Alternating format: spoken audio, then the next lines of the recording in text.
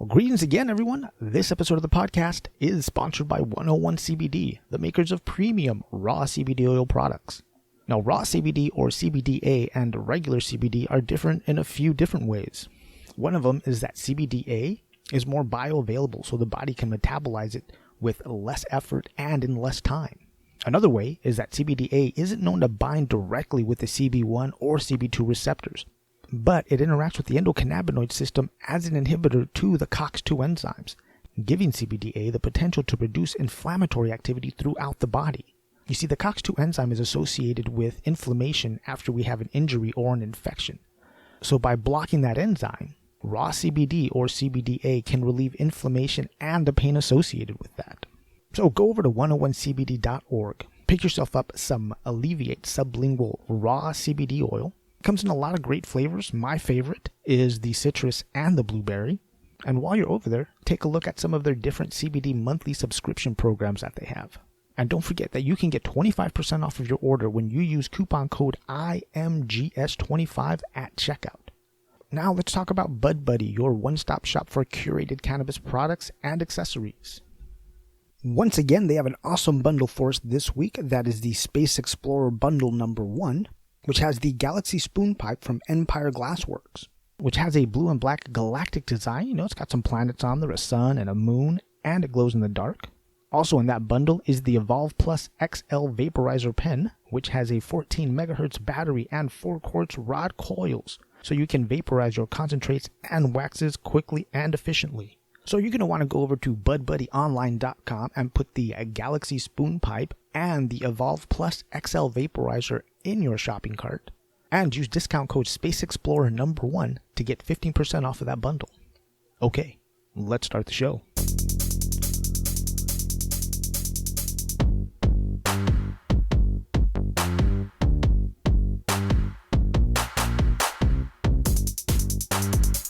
Brothers and sisters, how is everybody doing today? This is In My Grow Show, the podcast dedicated to taking the mystery out of cannabis.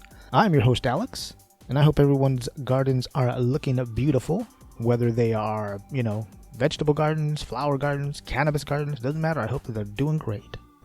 Now, a little later, I am going to continue my conversation about soil amendments. Today, I'm going to focus a little bit on slaughterhouse byproducts. Ooh. And I'm going to continue also my conversation about starting a small business. And with me today, I've got Mr. Patrick Goggin, who is a lawyer from the Hoben Law Group. But before that, let's talk about a couple of different things. So speaking of gardens looking fantastic, in my personal grow, I'm growing I think it's 7 plants in total right now. I'm keeping it small. I've got things coming up. I don't want to get them too big or too many. I got to be able to manage my own thing. And yesterday I finished transplanting everything out of solo cups into the pots that they're going to live in for the rest of their lives.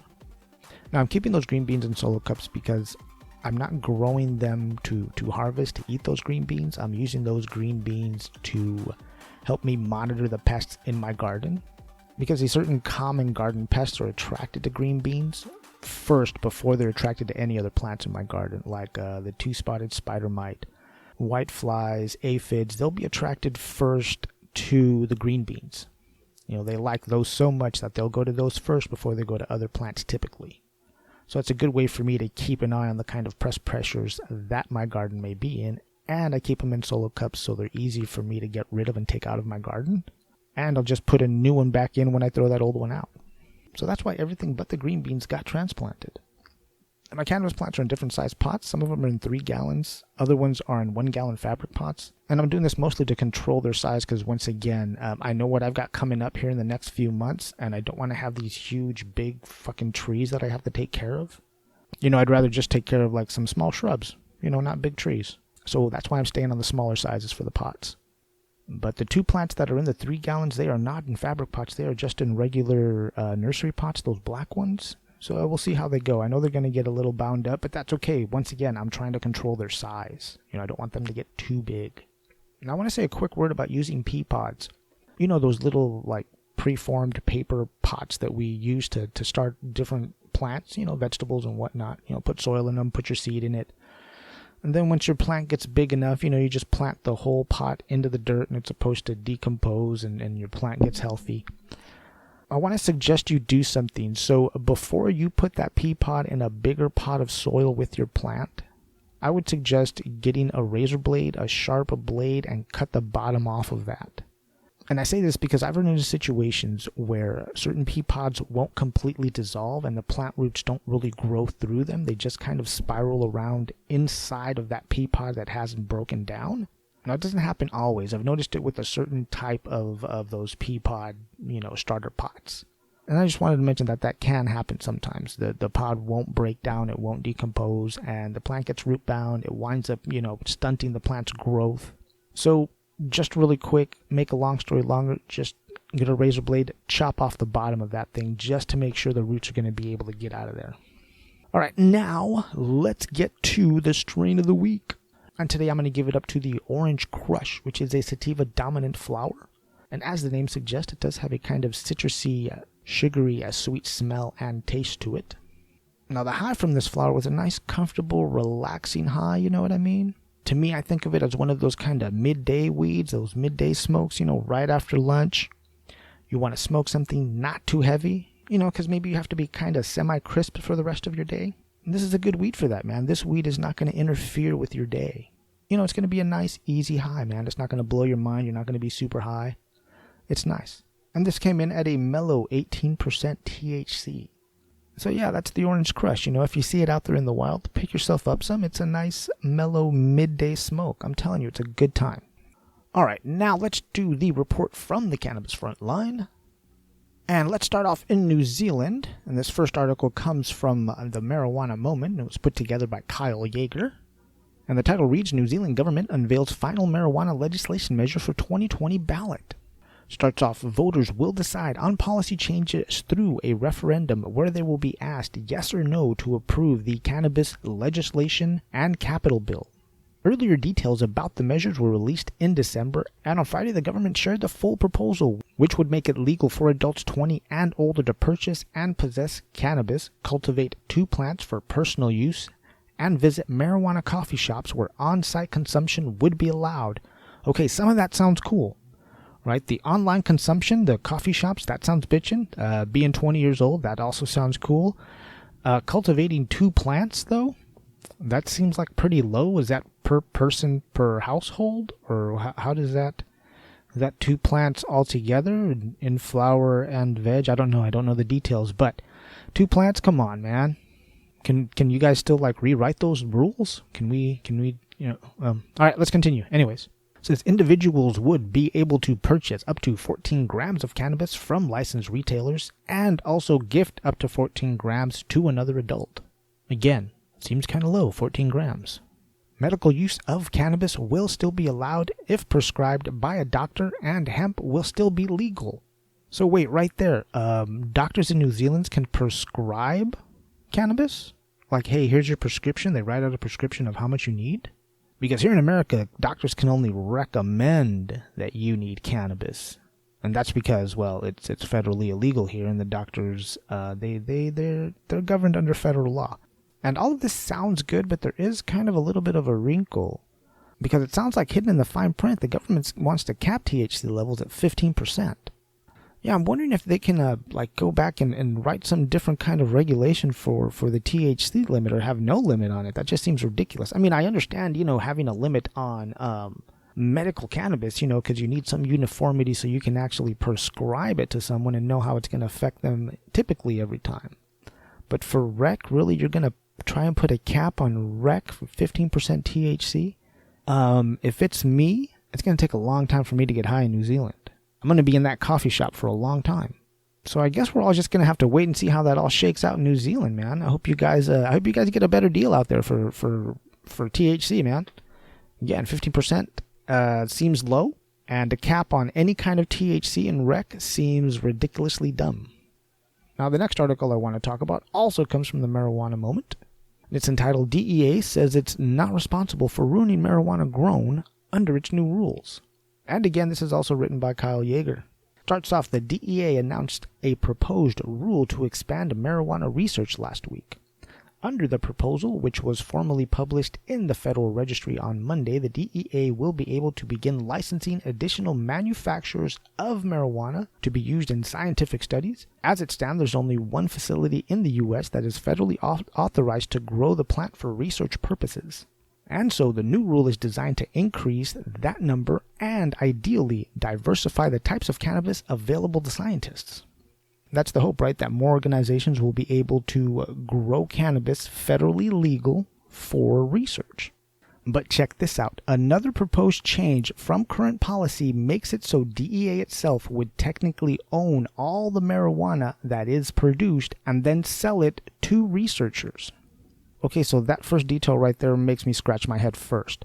So in my mind, this is what it sounds like. If a university gets the go-ahead by the government to grow weed for research, so when it's harvested, the DEA owns it, and they actually get to sell it back to the university that grew it. That sounds like a shady deal, because I'm wondering, so does the DEA kick in for the expense of growing this weed they're about to take possession of? Doesn't say. I don't know. And here's something else about that. The article also reads, however, tucked into the last page of the lengthy document is a provision stipulating that the agency isn't responsible for the quality of the marijuana stored in its facilities. So, after all of these new people who are going to grow weed to research it federally, harvests it, the DEA takes possession of it, hangs on to it, but they're not responsible for if it gets damaged or the quality becomes shit while it's in their care? It also says the administration shall have no liability with respect to the performance of any contractual terms agreed to by grower and buyer of bulk cannabis, including but not limited to the quality of any cannabis delivered to the buyer, the DEA said. In the event that the buyer deems the delivered cannabis to be defective, the buyer's sole remedy for damage shall be against the grower and not the administration. Okay, so let me get this straight. So the DEA is going to allow more people to grow weed federally for research. And as soon as those people grow the weed, the DEA takes possession of it, stores it, and is able to sell to these researchers. But if the people who buy the weed don't like the quality of it, or it's just, not good or whatever, it comes up moldy, they can't sue the DEA. They can only sue the grower. That right there sounds like some gangster shit, man. It must be really nice to be the government. You can make up the rules and not be responsible for anything. And that is the report from the Cannabis Frontline today, which was sponsored by Midday CBD. Because when you're looking for quality smokable CBD flower, Miday's got you covered. They've got some great flavors like the Electra, the Special Sauce, and the Fruit Punch, just to name a few, and all of those are also available in pre-rolls. That is Midday, NUBECBD.com. Alright, now let's keep talking about soil amendments, and today I'm going to talk a little bit about slaughterhouse products, which is basically going to be your bone meal, your blood meal, your feather meal. Now let's start off with blood meal, which is just that, dried blood that's been ground up into a powder. And it is a really good source of nitrogen. It's going to have somewhere between 12 and 15%. And it's going to have about 1% phosphorus and about 1% of potassium. Now you want to be careful when you're applying blood meal as a top dressing. Since the nitrogen is pretty high and it breaks down pretty quickly, it could make that root zone pretty hot for your plants. So just be aware. Now when it comes to bone meal, there's going to be two different kinds. One of them is going to be like the raw, unsteamed bone meal, which contains about 2 to 4% nitrogen, about 15% phosphorus, but since it is raw, since it is fresh, that fatty acid inside of that bone is going to make it so that bone meal takes a long time to break down. And then there is just the steamed, the cooked bone meal. It's been boiled or steamed or heated up under pressure to make sure it pulls out those fats. And once that bone meal is cooked or steamed and those fats have been pulled out, it's ground up into a powder, which is going to make it available quicker to our plants. And the big thing bone meal is going to have is a lot of phosphorus, typically about 30%, 20-30%. It's not going to have a lot of nitrogen, maybe 1%, a little over 1%. And the last thing about slaughterhouse byproducts is feather meal, which is just that, feathers that are steamed under pressure, dried, and then ground into a powder. It's going to be a really good source of nitrogen, somewhere between 12 and 15, 12, 14. But it is kind of slow release, so if you're trying to use it in pots, you may not see the benefit. I think you'd see the better benefit if you put it in soil. And I just want to say something real quick about using blood meal and bone meal. Since both of them typically come from cows, please use protection. Use a face mask. Make sure you don't breathe it in. Make sure you don't get it in your eyes. Now, something I have to mention about both blood meal and bone meal, and that's because they are slaughterhouse byproducts from cows, and that is mad cow disease. We haven't had a huge outbreak of mad cow disease in this country. So for the most part, blood meal and bone meal in America is pretty safe. I know in some places around the world, like the UK, blood meal and bone meal I don't think is allowed because of the mad cow outbreaks that they've had in the past. Beef products or bovine products, cow products are not allowed to be exported from the UK. So it's very, very, very, very unlikely you would get any kind of tainted bone or blood meal as a soil amendment. But I had to mention it because it is out there. And those are today's notes for slaughterhouse byproducts as soil amendments. Now we're going to continue with the conversation of starting a small business. And today with me I've asked Patrick Goggin to help me out. He is a senior attorney at the Hoben Law Group. And we're going to talk a little bit about the differences between a sole proprietorship and an LLC. So hang tight. I'm going to play a little bit of music for you, and then I'm going to put that on.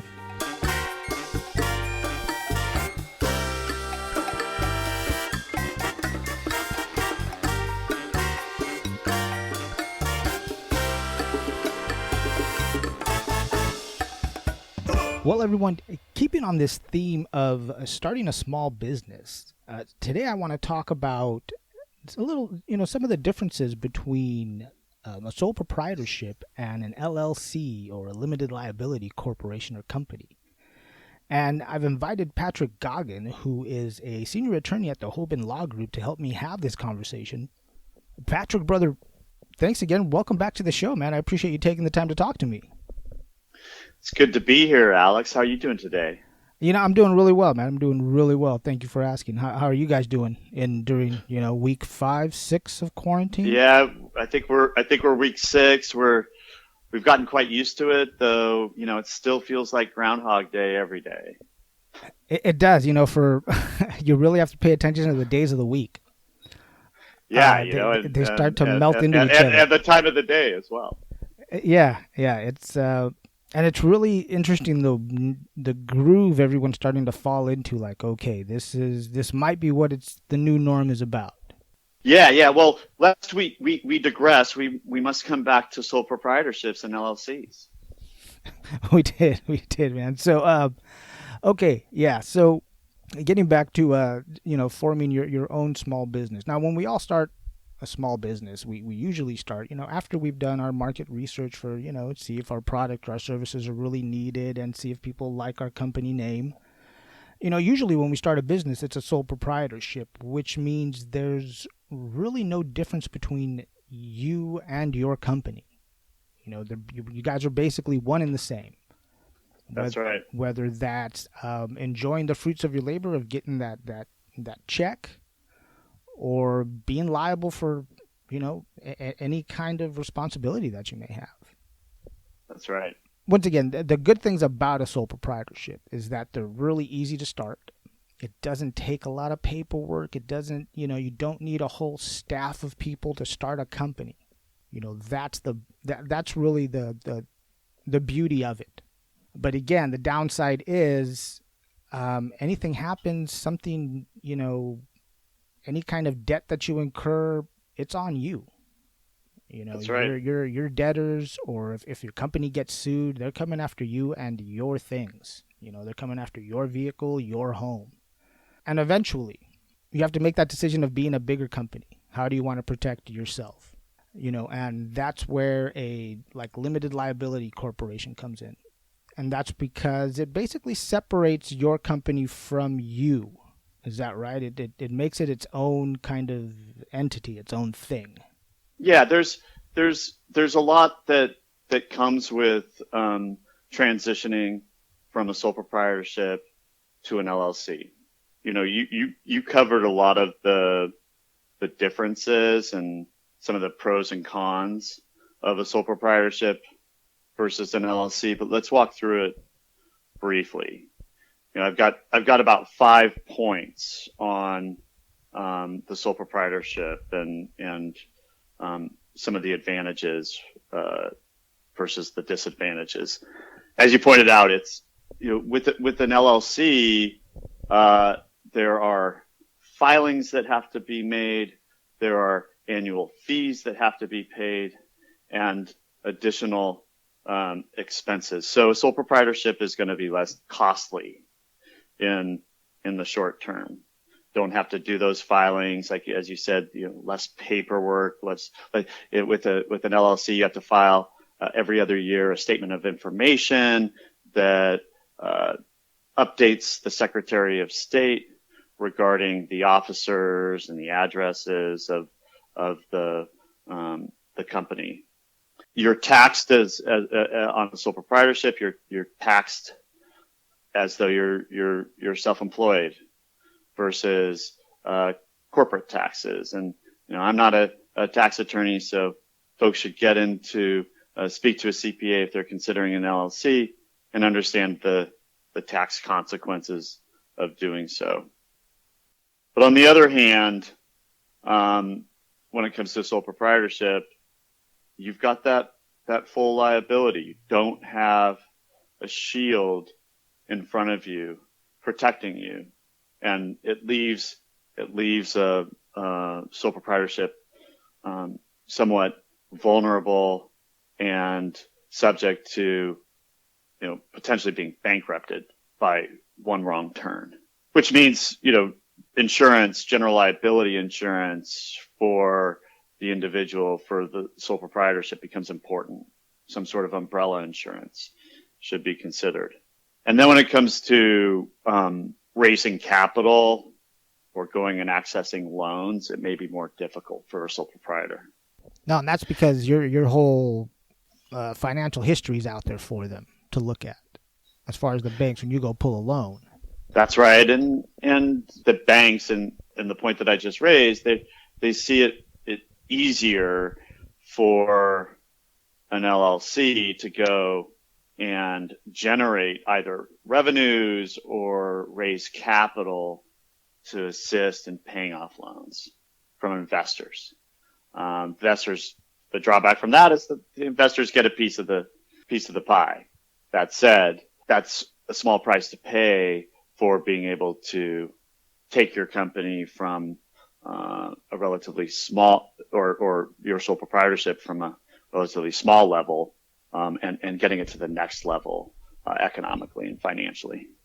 And now with that said, when you are ready to take your company, take it to a bigger step because you want that protection, do me a favor, like Patrick just said, talk to professionals. While this is good advice that we're talking about, please talk to like a corporate lawyer. This is not direct legal advice for you and your specific situation. Because while you can do a lot of the paperwork, like incorporating through LegalZoom, I think LegalZoom charges like $75 to create an LLC. But even LegalZoom will tell you that you may be charged more because you may need an actual lawyer for what you need to do specifically. So, talk to a professional because professionals make it look easy. They know where the pitfalls are, and they're really going to help you out. I can't agree with you more, Alex. I think it's great that we're having this opportunity to have this discussion today. But again, I am not putting out any advice. We're merely working to summarize and encapsulate the distinguishing factors between different types of business entities. Yeah, and again, I just want this series of conversations just to help people, who are on the fence about, should I start a business? Yes, you should. The quarantine really is a great opportunity for a lot of people to start their own business that they've been thinking about. But they also have to think about, in the excitement of, I'm going to do this, you really have to make sure you're set up so, you don't suffer some catastrophe. You're not going to get sued and have everything taken away from you, or just what you need to expect to do that. Yeah, I think it's important to think big, dream big, but have your feet on the ground, be realistic, and do your due diligence and homework. So do you know if I'm just going to sell CBD products online, do I need what kind of license do I need? Yeah, so you're going to need at the local level a business license registration. It's what allows you to conduct business at the local level, but also allow the local agencies to collect fees and potential taxes from those operations. In addition to that, one needs to get a seller's permit, which could also be a reason to proceed to getting a corporation set up instead of a sole proprietorship. But what that essentially is the method through which businesses pay sales tax. If you sell products online in the state of California, you have to pay sales tax. The state wants their cut. State wants that cut. And then you also need to consider if you're selling into other states, potentially getting a seller's permit or paying sales tax in that state as well. Now, we aren't talking about double taxation. The point is that you need to have your seller's permit in the state of California, and you need to make sure that you're paying sales tax, whether it's in California or in other states. And then as part of that, one needs to also obtain, well, for a sole proprietorship, it's going to be using your own social security number, which serves as an EIN with the lack of an EIN, but otherwise, with a business entity, LLC, corporation, you're going to have to go get your independent employer identification number, EIN, FEIN, that enables you to go get your seller's permit in the first place. So now, just to take you back to the taxation part, just to be clear, if I sell a product from here in California to, let's say, New Jersey, I'm paying the sales tax in New Jersey. I'm not paying once in California and once in New Jersey. That's correct. That's correct. Okay. But the point is that you need to make sure that you're if you're selling into New Jersey, do you need an out-of-state seller's permit, or just what do you need to do within that state to be able to sell in there and pay sales tax? Those things should be looked into. Wow. So then I'd have to look into every state that I'm about to do business in when let's say I put my website up and, like we just said, suddenly I get an order from New Jersey. I guess I got to take a look at that, huh? Yeah, you got to make sure that you're, and maybe they don't have a requirement. Maybe they have some special dispensation, depending on the state, for online retailers selling into their state from out of state. But those things have to be looked into. Again, this is where a corporate lawyer, you got to talk to that guy. Yeah. So now another thing I wanted to ask you about CBD specifically is, so can you tell me, like, from your point of view, what's like the number one thing people really miss when they're about to get into the CBD game? Well, I would, I thought of a couple of things here. Right now, I think it's important to understand that the market has become somewhat saturated with CBD brands and products. And the other difficulty is you've got the drop in pricing and it used to be that CBD was the hottest thing on the block and you could sell it at pretty high prices, but those prices have dropped tremendously. There are higher priced products out there, but it's important to understand that the market is what it is. It's going to continue to evolve, but it's not what it used to be. And in part, the challenge is that we don't have enough manufacturing capacity out there. So while prices have dropped, you're also going to be competing with a lot of other folks to get the production and the manufacturing capacity. So there are challenges there. But in addition to that, is by positioning a business as a CBD business, you are limiting your horizons. You're confined to being a CBD company versus, or a CBD brand versus a hemp extract brand, which has all these other cannabinoids within it. I think there's over 100 cannabinoids, and we're finding out about these cannabinoids all the time. What has been, CBD's been hot, but now CBG is coming online. And what about CBDA and CBN and all these other things? So positioning yourself as a CBD brand could be unnecessarily limiting the revenues in the future and the ability to pivot. Yeah, because like you were saying, the actual specific CBD market is really saturated, and the biggest thing is going to be differentiation for people. What new thing are you going to get the public excited about? How are you going to give that to them? Yeah, that really needs to be taken into consideration. Now, let me ask you something else now. When we do, let's say, get to the example I'm using here on the show about starting a company is a company that sells hemp socks. There are certain things I need to pay attention to when I'm, putting together this product, because labeling is a big deal. It's not like I can say, even in any industry, but mostly in hemp and CBD, it's not like I can say that, my hemp socks, just because they're hemp, they're going to make your feet smell less, because that's not proven. And I think that's also, so like, what are the biggest hangups in the CBD or in the hemp extract as far as labeling that people miss? Yeah, so let's talk about that for a minute and give a little bit of background. CBD is regulated, and food and dietary supplements are regulated by the Food and Drug Administration at the federal level. The FDA has taken the position for several years, and we as an industry disagree with their position, but this is their position nonetheless, that CBD cannot be is a prohibited food additive and dietary supplement. And the question becomes, based on its position, what is it doing about that? And in the absence of FDA regulating CBD products, you have these products being regulated at the state level. We've got a growing number of states that are regulating it.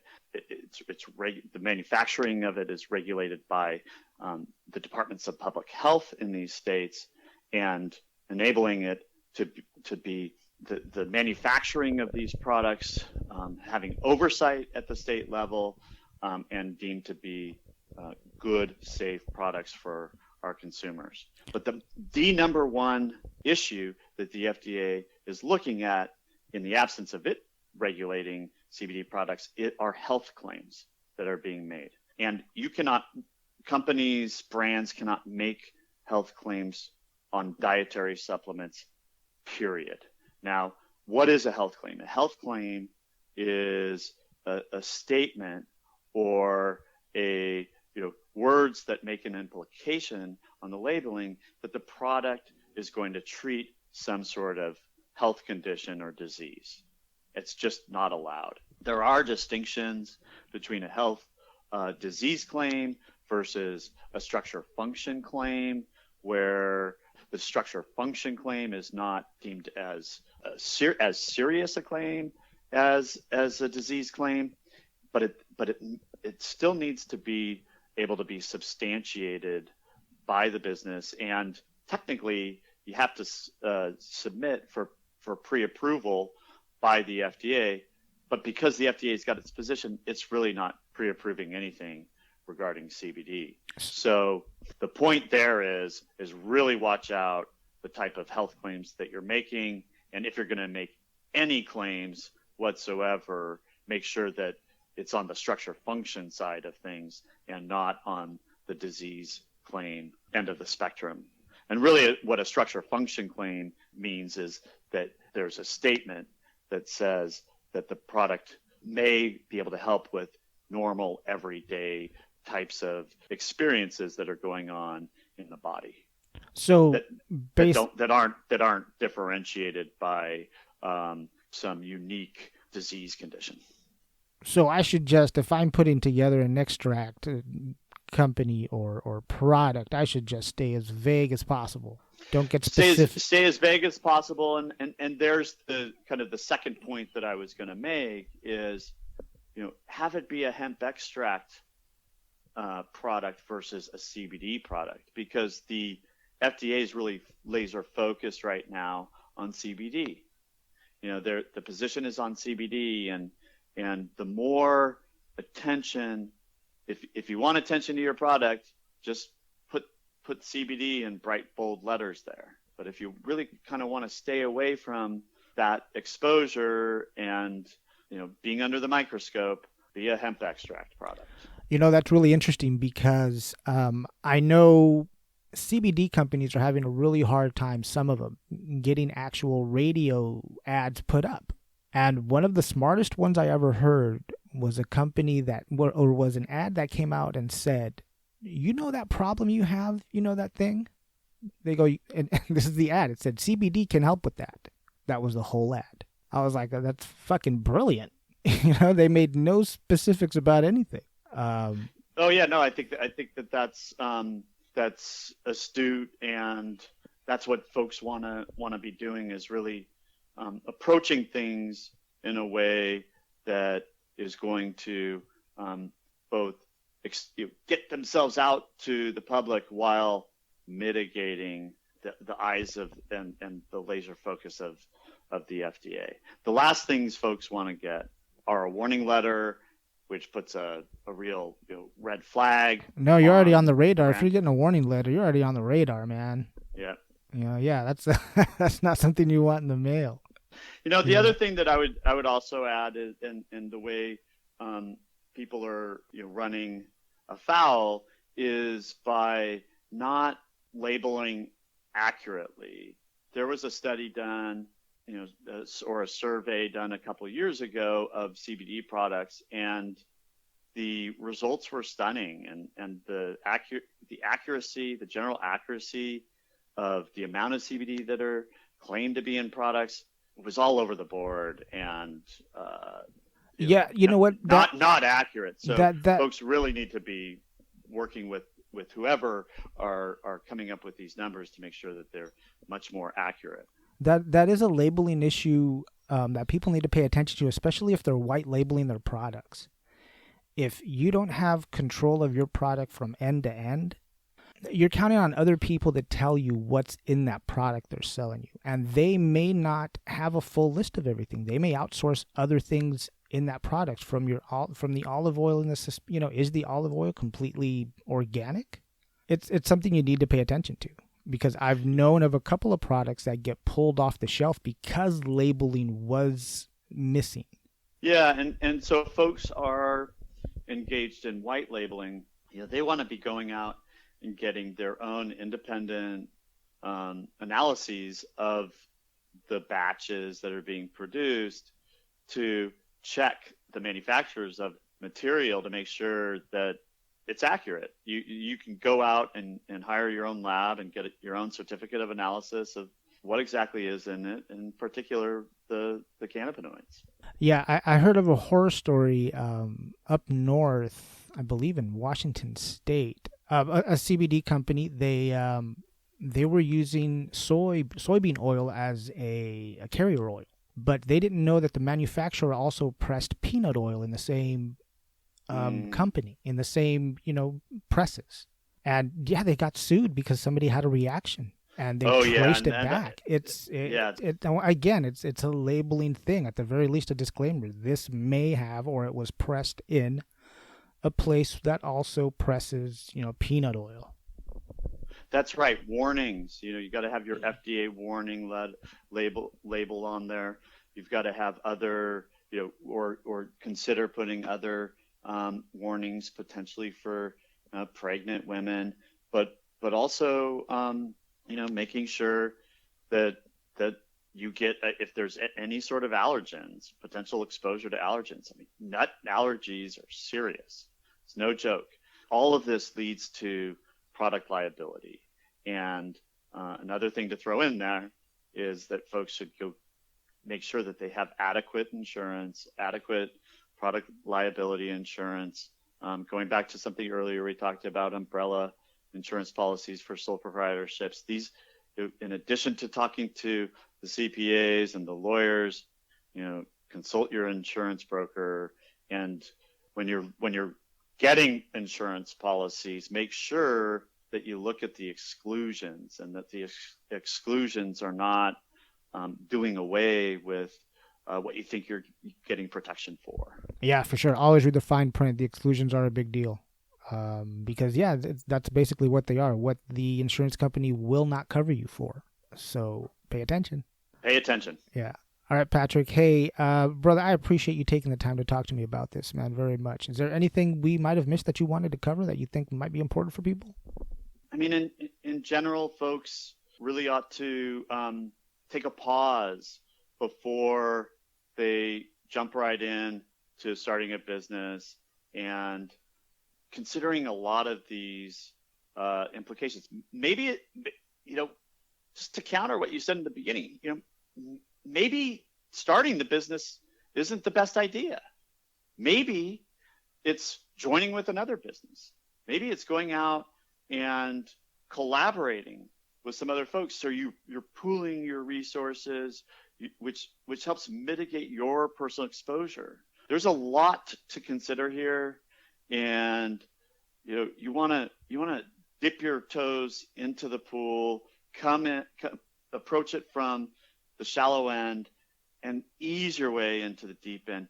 Don't just dive into the deep end thinking that you're going to make a whole bunch of money, and without considering all of the different consequences of your decisions, but also understanding what your options are.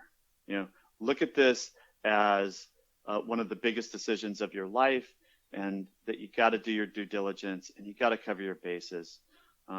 You don't want to be coming later and hiring lawyers to untangle a sordid mess. Oh, yeah, absolutely. I mean, get excited about starting your business. Get excited about all those things, about being independent. But at the same time, let's put those excited goggles aside and look at it rationally. What is it going to take? Yeah. The last thing you want to do is end up with a bunch of debt. Go at it with your eyes wide open and be cautious. Yeah, absolutely. But by all means, get yourself out there and make stuff happen. That's what this country is all about, is pulling yourself up by your bootstraps and getting things done, and being creative, and ingenuity creates prosperity. So now is a good time for that. We've all had a lot of time on our hands to think creatively and be productive, and now's the time. So now's the time. Yeah, start your business, pull a bunch of people together, start a company, see how you guys can help each other. But man, invest in yourselves. Yeah, and if you do need good counsel, please reach out to the Hoben Law Group. We've got several attorneys in the state of California. We've got attorneys all over the country. We're a full-service firm, and we're here to help. Absolutely. Okay, now, Patrick, why don't you tell us how to find the Hoben Law Group? You can find Hoben Law at hoban.law, and you can reach me at Patrick, Patrick, at hoban.law. All right, Patrick, do me a favor, don't hang up. Everybody else, I'm going to play a little bit of music, and I'll be right back. Oh, I want to be a machine. Yes, I want to be a machine. If you're a machine, it can't be so bad. 'Cause no one... Well, everyone, I hope that helped you understand the next step you need to take in starting your small business. Again, I want to thank Patrick Goggin for taking the time to talk to us about this. I really do appreciate his help during that conversation. Now, don't forget, if you have a question or a comment about this episode, you can email that question to inmygrow@gmail.com, or you can find us on the social media apps, Cannabis, Instagram, Twitter, Facebook. That is at InMyGrowShow. Well, check it out, buddy. That is all I have to share with you today. That is the end of my notes, which means that's the end of this show today. Now, don't forget, if this show has given you value, if it's educated you, entertained you, given you an escape from your day, maybe even made you think about something in a different way, if you can, do us a favor, help the show out financially. You can go to patreon.com/inmygrow and leave a donation there. Or you can go to inmygrow.com and click on the Support the Show tab, and you can buy a t-shirt. You can also send a donation through PayPal, that is inmygrow@gmail.com. Or even easier, before you go shopping on Amazon, click on the Amazon link at the top of the show notes of this episode, because that lets them know that we sent you, and the show gets a commission, and it doesn't cost you anything. Now, I don't live in a bubble. I understand that times are tough out there. If you can't support the show financially, don't worry about it, man. I get it. But here's how you can help. Subscribe to the podcast wherever you're listening, leave a rating and a review, and then go over to inmygrow.com, subscribe to the website, then go to YouTube, search for the In My Grow Show with Alex, subscribe to the YouTube channel, and after all that, really easily just tell 3 other people about the show. That's it. Now, if you are an owner of a cannabis company and you would like to advertise to our worldwide audience, let them know that you're still out there or what kind of new things you're doing, what kind of new exciting products you're coming out with, we can absolutely help you do that. Just send us an email. That is inmygrow@gmail.com. Now, I also want to thank all the artists who let me use their music to put this show together as well. Next time, I'm going to continue the conversation about starting your own small business.